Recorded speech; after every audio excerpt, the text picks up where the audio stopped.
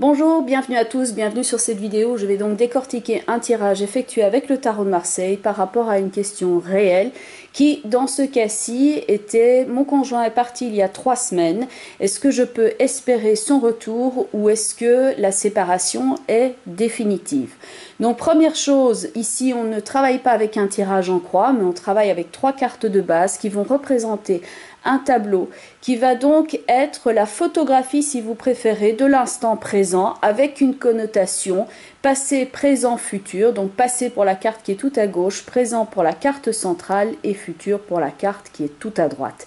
Donc par rapport à la question, vous brassez, après avoir effectué la coupe au tarot, coupe qu'on ne va pas analyser, vous brassez les cartes sur la table, dos à vous bien entendu, et vous en sélectionnez 3 que vous allez positionner dans un premier temps, évidemment, avec le dos comme ceci face à vous. Alors, première chose importante, ne retournez pas les cartes comme ceci, mais comme le tarot est un livre d'images, retenez-le comme ça, vous tournez les cartes comme les pages d'un livre et automatiquement elles vont se positionner dans le bon sens, avec évidemment des combinaisons. Vous pouvez avoir les cartes à l'envers et les cartes à l'endroit. Donc ici d'emblée dans le tirage vous avez 2 cartes qui sont à l'envers, à savoir l'amoureux et tempérance, et une carte à l'endroit qui est donc la justice. Alors par rapport à la question donc qui était: est-ce qu'il va revenir? La carte qui est tout à gauche, l'amoureux à l'envers, que je vais repositionner ici à l'endroit momentanément à titre pédagogique pour que vous puissiez bien voir l'image. Alors on a donc un jeune homme qui est présent entre voilà 2 visages a priori féminins. Je dis a priori parce que celui de droite, là on en est sûr. Celui qui est à gauche, certains y voient un visage quelque peu masculin, et c'est vrai qu'au Moyen-Âge on portait des longs manteaux comme cela, donc c'est vrai que le personnage de gauche peut finalement représenter un homme. Mais quoi qu'il en soit, vous avez un jeune homme qui est au milieu, qui est à la croisée des chemins, qui est en pleine interrogation et qui doit effectuer un choix. Et il y a bien une connotation ici de jeunesse et d'enthousiasme et de questions à se poser quand la carte est à l'endroit. Évidemment, quand la carte est à l'envers, elle indique une problématique à ce niveau-là. Comme la carte s'appelle l'amoureux, on peut donc dire ici, étant donné que la carte est à l'envers, qu'il y a problématique de choix, dans ce cas-ci amoureux, et la consultante qui pose la question peut donc avoir le sentiment effectivement de se faire avoir. Elle se sent peut-être lâche par rapport à sa vie de ne pas pouvoir réagir tel qu'elle le souhaiterait, et il peut y avoir un climat de suspicion, un manque de confiance envers les éléments en présence, car elle ne sait pas exactement à quoi s'en tenir. Donc dans cette carte-là, on a bien le doute, la remise en question, un être qui est irrésolu et qui éventuellement s'est laissé tenter par quelqu'un d'autre. Donc ça, c'est par rapport à la carte qui est tout à gauche, où il y a donc 3 personnages plus un angelot qui est dans le ciel. La carte centrale que vous avez ici, qui est tempérance, souvent elle intervient dans les tirages amoureux quand la personne souhaite avoir des informations, un contact, par exemple comme un contact téléphonique avec une personne, même si elle ne l'avouera peut-être pas d'emblée. Donc ici, ça peut représenter cette sensation que l'appel n'arrive pas. Il y a un désir de communication entre la personne et son conjoint, mais elle a probablement aussi la crainte que la personne la reçoive mal dans le cas où effectivement elle lui téléphonerait, qu'elle serait mal reçue. Dans les 2 cartes que vous avez ici, aussi bien dans tempérance que dans l'amoureux, il y a une connotation d'équilibre. Comme celle-là est positionnée à l'instant présent, on le voit quand elle est à l'endroit, il y a un bon équilibre, il y a de la douceur.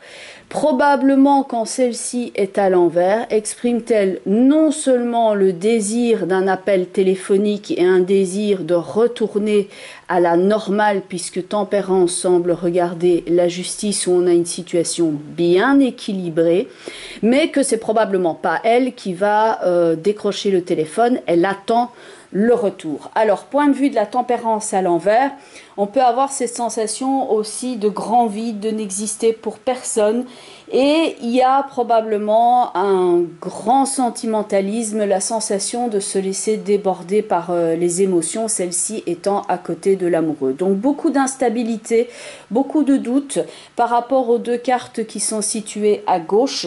Et quand on examine la carte qui est tout à droite avec la justice, où là il y a vraiment une connotation d'équilibre, et cette carte-ci est donc ressortie à l'endroit, on peut remarquer que la carte, elle tient l'épée qui est tout à gauche, qui semble coupée avec les deux cartes précédentes, et dans la partie droite de la carte qui représente donc le futur, il y a bien un équilibre qui est atteint. Donc ici, on peut vraiment déjà déterminer que par rapport à une situation où dans le passé, il y a eu déséquilibre et manque d'informations et du coup, on ne savait pas comment sous-peser la situation, quoi qu'il en soit, au futur, elle atteint un équilibre. Dans ces trois cartes-là, il n'y a d'ailleurs pas de sentiment que la personne va réintervenir dans son existant et que en âme et conscience, elle va non plus se faire des illusions et se poser 36 000 questions, mais elle va regarder la situation de face. Petit truc, ça c'est extrêmement important quand vous analysez un tirage, de regarder les visages des personnages.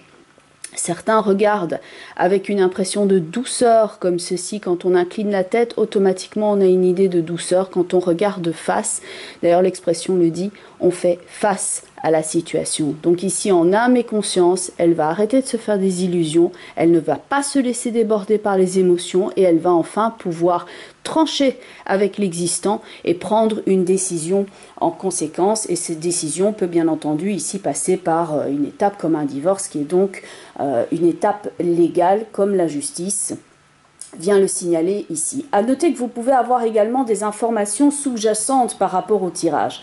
Donc sur chaque carte, vous avez un numéro. L'amoureux, c'est 6, tempérance, c'est 14.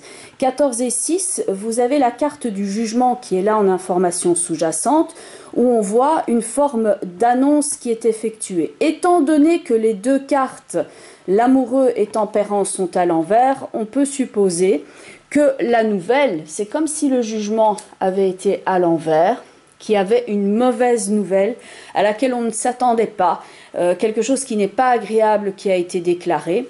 Et puis pour la carte du mât, celle-ci est obtenue en additionnant tempérance, donc les deux cartes milieu et droite des trois premières cartes. 14 et 8, ça fait 22. La 22e carte dans les lames majeures du tarot, c'est donc le mât. Donc suite à une mauvaise nouvelle pour elle, lui a décidé, tel le mât, de reprendre sa liberté, de reprendre le cours de son chemin. À noter aussi que vous avez la possibilité d'avoir une troisième information en calculant l'amoureux 6 plus tempérance 14 plus 8, qui va donc vous donner, quand vous effectuez la réduction, puisqu'il n'y a que 22 lames, si vous dépassez ce nombre, vous additionnez le chiffre de gauche avec le chiffre de droite, et donc dans le cas de 28, eh bien ça nous donne 2 plus 8, 10, à savoir la roue de fortune, qui est effectivement un changement, et on retrouve dans la roue de fortune, bien entendu, une connotation d'équilibre, puisque celle-ci va dans les deux sens, et que par rapport à la question donnée, qui était justement sous-jacente, est-ce que je vais retrouver mon équilibre dans ma vie? Donc ici, pas de retour de la personne, mais par contre, un équilibre qui est enfin retrouvé ici. Avec, disons, le sentiment ici, au moins que la situation est juste et qu'elle ne se fait pas avoir. Alors ça, c'est par rapport aux cartes ici, les trois premières. Alors, à noter que les cartes que j'ai mises ici, roue de fortune, jugement et le mât, vous les laissez sur la table retournée. Si vous voulez, bien entendu, quand vous êtes novice, vous les mettez et vous vous laissez inspirer par, comment je vais dire, tout simplement le graphisme, hein, vous regardez. Maintenant, on peut continuer le tirage ici, à savoir que comme tempérance était à l'envers, donc vous avez vos cartes qui sont retournées face à vous, vous en prenez une sur la table que vous positionnez au-dessus, et comme cette carte-ci est à l'envers, là vous allez la mettre à l'endroit. Pareil pour l'amoureux, vous mettez une carte au-dessus qui est à l'endroit automatiquement. Pas au-dessus de la justice, puisque celle-ci effectivement est droite, regarde droit devant elle, donc pas besoin de venir mettre une carte ici au-dessus. Par contre, comme le personnage de l'étoile regarde à gauche, donc là vous positionnez une carte qui aurait pu dans ce cas-ci apparaître à l'envers, mais là elle est ressortie bien à l'endroit. Donc on récapitule. Au départ, vous avez les trois premières cartes. Suivant la configuration déjà que vous analysez ici, vous pouvez continuer le tirage en repositionnant d'autres lames du tarot de Marseille. Donc puisque Tempérance est à l'envers, on en positionne une au-dessus, systématiquement à l'endroit. Pareil pour l'amoureux qui est à l'envers à la base, on met une carte systématiquement à l'endroit, dans ce cas-ci, l'étoile. Et comme l'étoile a le regard porté vers la gauche, vous regardez, vous positionnez une carte pour voir effectivement que regarde cette étoile. Et face à elle, donc là la carte ici est ressortie à l'endroit, c'est l'arcane sans nom. Donc là votre tirage ici est complet. Si la justice avait eu un regard qui portait vers la droite, à ce moment-là, on aurait positionné une carte à sa droite pour voir l'information qui se délivrait au futur. Ça, c'est pour ceux qui veulent aller un peu plus loin, parce que déjà ici, avec les 3 cartes, somme toute, vous avez déjà la totalité du message qui est délivré. Par contre, on peut voir d'autres informations sous-jacentes, en utilisant donc 14 plus 6 pour avoir le jugement, comme je l'ai expliqué préalablement, et 14 plus 8, eh bien, vous avez le mât, donc qui donnait l'autre information sous-jacente. Alors, point de vue maintenant de l'ermite qui est positionné au-dessus de Tempérance. Alors, les deux ont une connotation de temps. L'ermite semble examiner une situation qui est au passé, puisqu'il regarde vers la gauche.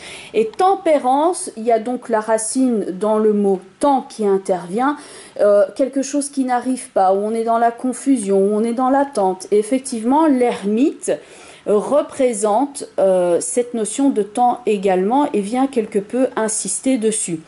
Au-dessus de l'amoureux, on voit l'étoile qui est là tout au-dessus, donc ça c'est tout simplement l'espoir que lui revienne, avec cette connotation éventuellement de pardon par rapport à la blessure et la faute commise, parce qu'à mon avis cette personne-là est effectivement partie pour quelqu'un d'autre, donc c'est bien pour ça qu'on avait une notion de choix dans l'amoureux. Et là, par contre, comme l'étoile regarde l'arcane sans nom, on peut voir dans cet arcane sans nom une forme de blessure et d'agression, bien entendu, et que là, il est grand temps, effectivement, pour elle de passer, comme la carte du futur l'indiquait sur la justice, sur quelque chose où elle est peut-être plus dans une forme d'espoir par rapport au retour, mais elle a une justesse aussi par rapport elle mérite mieux que ça, tout simplement. Quand vous voyez l'arcane sans nom qui se dirige vers l'étoile, ça indique de façon vraiment très forte la blessure subie au passé, parce que la décision a été péremptoire de l'autre côté, c'est maintenant je me casse. Et elle, bien entendu, étoile ici dans le tirage, a beaucoup souffert de cette décision-là. Elle est encore, comme Tempérance l'indique ici, dans les 3 premières cartes, dans un grand chagrin à l'instant présent et dans un espoir de retour. Mais comme la justice l'indique ici au futur, elle vaut mieux que ça. Donc elle est en train de penser ses blessures comme les 3 cartes ici l'indiquent. D'ailleurs, elles sont plus dirigées vers le passé. Donc le travail de clôture est en train de se faire. D'ailleurs, l'ermite porte le numéro 9. Donc il clôture la première série de nombres. Et après le 9, c'est donc la roue de fortune qu'on obtenait en additionnant les 3 premières cartes. Donc voilà comment vous pouvez analyser un tirage. Donc il y a encore plein d'autres détails, bien entendu. Voilà, donc on fera d'autres tirages avec des explications afin de vous aider dans l'interprétation du tarot de Marseille. Mais donc ici, le meilleur conseil à donner à cette personne-là, eh bien c'est tout simplement de bien visualiser la douleur qu'elle a eue au passé, de penser ses blessures et de réaliser que oui, elle vaut mieux que ça et que même s'il revenait, eh bien, elle a peut-être finalement suffisamment souffert et elle a la justice qui est là pour elle, une rectitude et la possibilité de regarder maintenant les choses en face et de vivre eh bien, quelque chose qui est au moins à la hauteur de ce qu'elle vaut, même si ce n'est pas accompagné et même si elle est seule pendant un certain temps. Voilà, j'espère que cette vidéo vous a plu, donc j'en ferai d'autres. Avec des tirages, c'est chaque fois des questions réelles et des questions où j'ai un retour d'information afin de justement pouvoir vous délivrer la meilleure analyse possible. Voilà, merci pour votre écoute et à très bientôt.